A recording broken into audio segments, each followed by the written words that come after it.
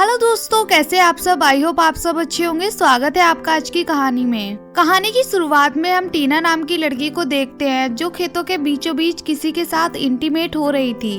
वहीं पास में उसका चाचा भी बैठा हुआ था जो कि अपनी डायरी में क्लाइंटों के नाम लिख रहा था, जिसे देखकर हमें ये पता चलता है कि टीना एक वेश्या है और उसका चाचा ही उसकी दलाली करता है। फिर अपनी सर्विस देने के बाद वो दोनों वापस आ जाते हैं और उनका घर देखते हुए पता चलता है कि वो लोग कितने गरीब हैं। वहाँ पे टीना की छोटी बहन नताशा और अंकल का बेटा जैक को देखते हैं। फिर वो सब खाना खा के अंदर बैठ जाते हैं और अंकल दारू की बोतल लेकर बाहर चला जाता है और वो पूरे दिन का हिसाब जोड़ते हैं। तभी उनके पास जैक आता है और उसको अपने पिता और टीना के काम के बारे में सब कुछ पता था। इस काम में काफी खतरा था, इसलिए जैक अपने पिता को एक चाकू देता है वो अपनी परेशानी में इस्तेमाल कर सके। फिर टीना और उसके अंकल अपने क्लाइंट से मिलने के लिए निकल जाते हैं। वो क्लाइंट काफी गुस्सैल था और इंटीमेट होने के द्वारा वो टीना को मारने पीटने लगता है, लेकिन टीना को ये सब पसंद नहीं था। वहीं वहाँ टीना का चाचा ड्रिंक कर रहा था और टीना की चिल्लाने की आवाज सुनकर अंदर पहुँच जाता है। अंदर आके वो क्लाइंट से रुकने के लिए कहता है। ये बात वो आदमी नहीं मान रहा था, जिस बीच वो अंकल का और उस आदमी का झगड़ा हो जाता है और वो अंकल को धक्का दे देता है। तब जैक के दिए चाकू से अंकल का गला कट जाता है और अंकल की मौत हो जाती है। उनकी मौत के बाद सभी बहुत दुखी होते हैं, लेकिन धीरे धीरे उनके पैसे भी खत्म हो रहे थे। पर अंकल के फोन पर क्लाइंट लगातार फोन करते हैं। तभी टीना को मजबूरन फोन उठाने होते हैं और क्लाइंट टीना को सर्विस देने के लिए बुलाते हैं। अब टीना अकेली तो जा नहीं सकती थी, इसलिए जैक उसके साथ जाने का फैसला करता है। उसके बाद हम टीना को इंटीमेट होते हुए देख पास में बैठकर जैक हिसाब लिख रहा था। फिर पूरा दिन काम करने के बाद वो दोनों वापस जाने लगते हैं और तभी टीना को एक आदमी याद आता है जो उसको बहुत सारे पैसे देने वाला था, इसलिए वो दोनों आदमी के पास पहुँच जाते हैं। असल में वो आदमी गांव का सरपंच था। असल में सरपंच का बेटा गे होता है। वो चाहता है मेरा बेटा मर्द बने, इसलिए उसने अपने बेटे की मर्दानगी बहाल लाने के लिए टीना को बुलाया था। और सरपंच कहता है तुम्हें मेरे बेटे की गे होने की बात राज रखनी है, जिसके लिए मैं तुम्हें बहुत सारे पैसे दूंगा।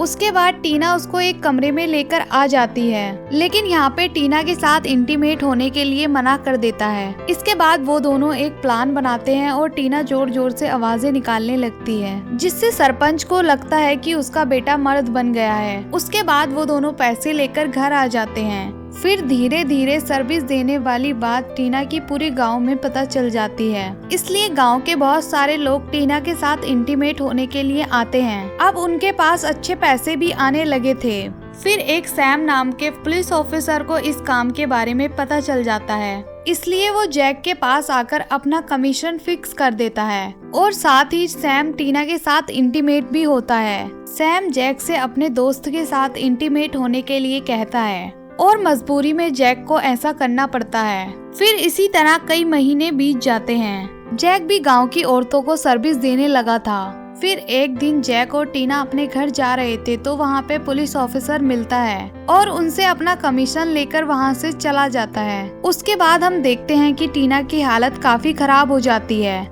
जिसे देखकर जैक बाहर दवाई लेने जाता है। इसी दौरान सैम भी गांव में घूम रहा था।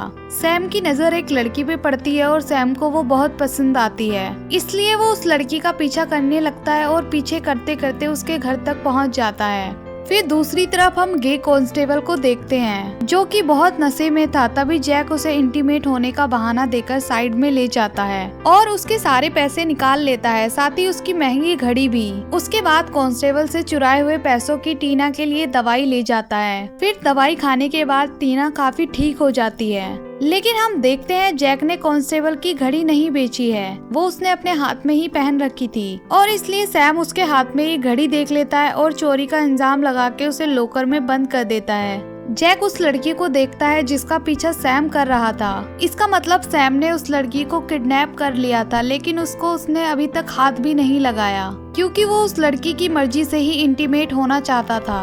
वहीं हम दूसरी तरफ देखते हैं जो जैक के ना होने पर बहुत परेशान होती है और साथ ही साथ सारे घर के पैसे भी खत्म हो चुके थे और गांव के दुकानदारों ने भी उधार सामान देने के लिए मना कर दिया था और वो फिर घर वापस आ जाती है। तभी वो कमजोरी के कारण बेहोश होके गिर जाती है। उसकी बहन नताशा जैसे तैसे उसको होश में लाती है। अगले सीन में हम जैक और लॉकअप में उस लड़की को देखते हैं। तब जैक उस लड़की से उसका नाम पूछता है और वो अपना नाम नैन्सी बताती है और वो जैक से मदद मांगती है। फिर वो नैन्सी को डराने के लिए जैक को मारने लगता है और साथ ही साथ वो उसको धमकाता भी है। उसने ये बात किसी को भी बताई तो वो उसे जान से मार देगा। तभी वो अपने दोस्त को वहाँ लेकर आता है। वो अपने दोस्त की बातों में आकर नैन्सी को छूने लगता है। ये देखकर जैक को काफी बुरा लगता है। फिर अगले दिन सैम को जैक की डायरी मिल जाती है। फिर वो डायरी को लेकर जैक के पास आ जाता है और वो उससे पूछता है क्लाइंट के बारे में। फिर वो जैक को छोड़ने के बदले में पैसों की मांग करता है, लेकिन जैक के पास तो कोई फूटी कोड़ी भी नहीं थी।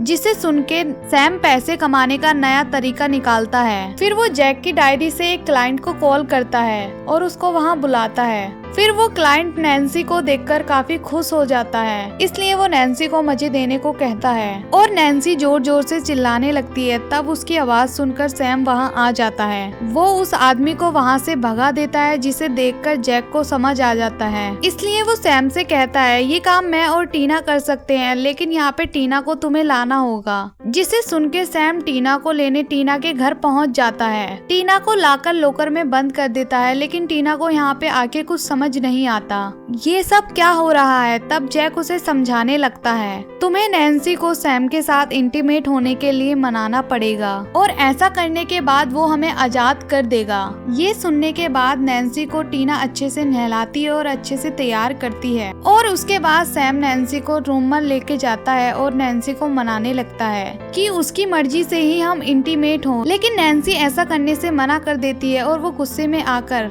वो उसके साथ जबरदस्ती करता है, जिससे नैन्सी काफी जोर जोर से चिल्लाने लगती है। ये बात सुनकर टीना और जैक भी काफी परेशान होते हैं। फिर सैम अपनी हवस मिटाने के बाद नैन्सी को वापस जेल में बंद कर देता है और फिर अगली रात सैम उसे ले जाने के लिए वहाँ पर आ जाता है। तब टीना उसे समझाती है कि ये सब नैन्सी के साथ पहली बार हो रहा है और वो उसे समझाने लगती है। वो बोलती है तुम चाहो तो तुम मेरे साथ कर सकते हो। ये सुनकर सैम काफी खुश हो जाता है और फिर उसके साथ वहीं पे इंटीमेट होने लगता है। इसी दौरान वो एक चाकू उठाती है और सैम का गला काट देती है। फिर वो चाबियां लेकर जैक को आजाद करती है। तभी गुस्से में नैन्सी एक डंडा उठाती है और डंडे को सैम के पीछे घुसा देती है। इसी बीच सैम की मौत हो जाती है और उसको मरा हुआ देख नैन्सी को काफी खुशी मिलती है। उसके बाद वो सब अपने घर की तरफ भागते हैं और घर जाके अपने कपड़े और सामान पैक करने लगते हैं। वो अपना सारा सामान लेकर भाग ही रहे थे, तभी वहाँ पे सरपंच का बेटा कार लेकर पहुँच जाता है, क्योंकि वो भी अपने पिता को समझा के थक जाता है। इसलिए वो अपनी लाइफ एंजॉय करने के लिए उनके साथ जाने का फैसला करता है। फिर अगले दिन हम उन चारों को दूसरे गांव में देखते हैं। यहाँ पे जैक और नैन्सी रिलेशन में आ जाते हैं। फिर वो चारों एक दूसरे को मदद के लिए शुक्रिया कहते हैं। आई होप आपको ये कहानी अच्छी लगी होगी। ऐसी और कहानियाँ देखने के लिए हमारे साथ जुड़े रहें। Thank you for all watching my video.